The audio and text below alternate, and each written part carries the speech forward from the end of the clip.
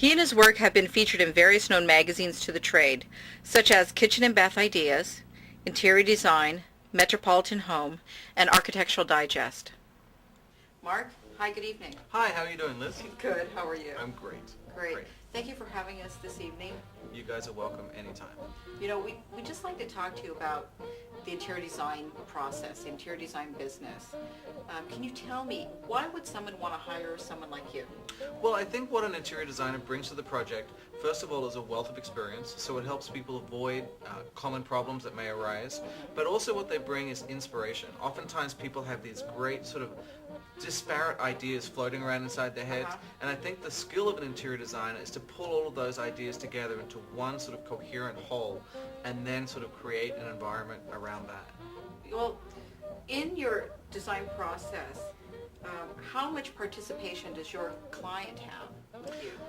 Initially, I like them to have a fair amount of participation because for me, interior design is really almost like painting a portrait. So that when someone steps into that house, they need to see the personality of the family that lives there.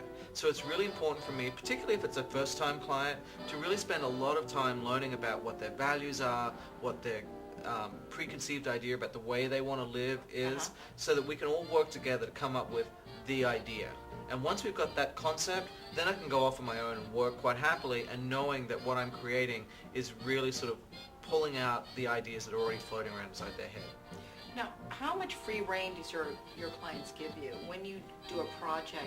What is that process? Do you interview with them, and at that point, after you interview with them, what is that? Well, we certainly sit down a lot. I mean, once we've been awarded the project, I think that there's a certain commitment on behalf of the client to the designer. And so it gives you a certain amount of free rein, I think. But I think, though, it varies so much from person to person. Some people are very controlling and they really want to be an intimate part of every detail that happens. Other people, they've either seen your work or they know people who you've worked with before, and they really sort of stand back. For me, I like the client to be sort of somewhere in the middle. I really need sort of a little bit of feedback along the way, and I want them, when they ultimately move into the house, to own the design. So that when someone walks in, it's like, well, wow, where did you get that chair? It's not like, well, my designer found it for me. It's like, well, my designer was shopping in Paris and he came across this chair and it's this and it's that. So there really is about having things in your home that mean something and tell a story about what your values are and the family's values, and that sort of thing adds richness in the long term. So you keep a lot of the items, as I hear your conversation, you keep a lot of the items that your clients have. I like to. I mean, I'm becoming much better at pulling out the things that really don't work, but I think the house that really has integrity is one that tells a story of their past, their present, and also where they hope to go. So there's elements that maybe they inherited from grandma, or things that they might have had when they first got married. Those things are important to people above and beyond the pure aesthetic decision. And so it's a way of trying to meet those needs and sort of meld that into the process in a way. Now, admittedly, that chair might end up in the guest room if it's not a particularly great chair, but it's still in the house and it still means something and gives the house, I think, a soul and a personality. It's almost impossible to achieve any other way. I see. Well, tell me something. How much of buying do you do with them? Do you do the entire home? Do you go out with them purchasing everything, or do you purchase everything by yourself? It's a combination of the two, and once again, it really depends on the personality of the client. We'd certainly like to do a full project, right down to the bedding and the towels and things, because you really need to execute that concept right down to the nth detail, because it's in those details where the magic really starts to happen. Anybody can put together a room of furniture, but it's when they open the drawer and see the china matching the glassware, matching the bedding, matching the towels in the powder room, that's when it really starts to come together as a whole and read as sort of one unit. And so, as I said, they are having some of those elements, having them involved in the selection of some of those elements really kind of helps them sort of create meaning in there. But by and large, a lot of those details are things they don't want to be involved with, and so we'll just take care of those in the background as well. Mark, can you tell us a little bit about your background? You have an accent, so I know you're not a native Californian. No, certainly not a native. Yeah. Well, I grew up in Australia. I went to architecture school there, and then right after I graduated, I moved to New York and worked there for a couple of years, and then on to London for a while. and then was on my way back to Australia and decided to stop in Los Angeles just for a couple of weeks. And it's been about 15 years now. And when I got here, I worked for a company, William Hoblinski Architecture. And when I started working with Bill, it was right at the beginning of the recession, and nobody was hiring, especially hiring someone who was working illegally. And so I just picked up the phone book one day and started at A and called every single person. And before I got to H.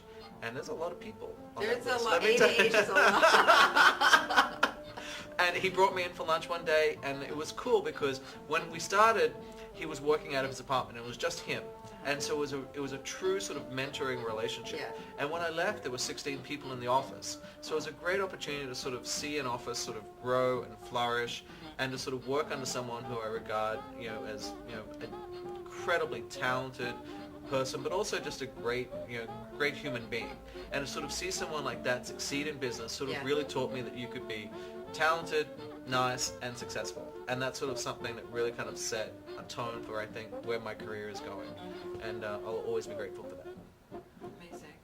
In regards to this crate and barrel mentality in Williams-Sonoma and all these retail outlets that have opened up, how does that affect your business? And do you use them in any way or in any of your design Sure. projects? Well, I think a lot of designers are very afraid of this trend. From my perspective, not at all, because I'm very confident in the fact that what I offer a client is so much different than what they could do on their own. And so for me, it's an incredible resource because they tend to manufacture things at an incredible price point. The quality is pretty good, generally speaking. And so there's ways then of really be able to stretch my sort of design dollar further by incorporating these into secondary spaces, kids' rooms, guest houses, second homes, things like that, and really get a lot of style that's very accessible in a way that I could never do it before. So for me, the big lesson is don't be afraid of it, embrace it, and see what you can do with it. It's just another tool. So integrate it. Absolutely. What was your most challenging situation in this way? In shopping, we bought this most spectacular floor lamp I've ever seen in Paris, actually. And it was made of these really thin sort of glass rods. It had been made in the mid-20s. It was just spectacular. And there was no way to take the rods off, but each one was more delicate, almost like a strand of hair made of glass. And we were like, okay, well, let's buy it. I've got no guarantees this thing's going to show up. It showed up, and each strand was absolutely perfect. How that happened, I have no idea, but it was perfect. And that was my best story. Wow, so amazing. What was your biggest fiasco? I'd rather not say. I had to throw that out there. Discretion is the better part of valor. Exactly.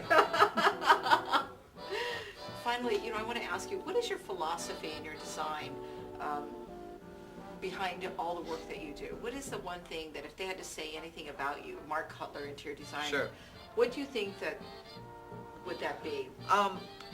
I used to pride myself on my work being very different from client to client, and that we've done houses that are the most sort of studied, formal French. We've done very, very contemporary houses, and I used to say, well, there's no thread. It's all about the client.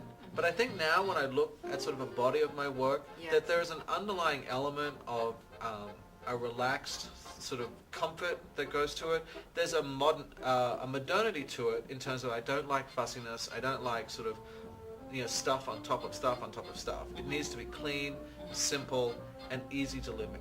Even the most formal houses we do, you can walk in there on a Saturday morning and open up People magazine and just sit down and relax. And I think that's a great testament to sort of the quality of the space. Thank you so much. You're very welcome. Anytime. Anytime. Thank you so much.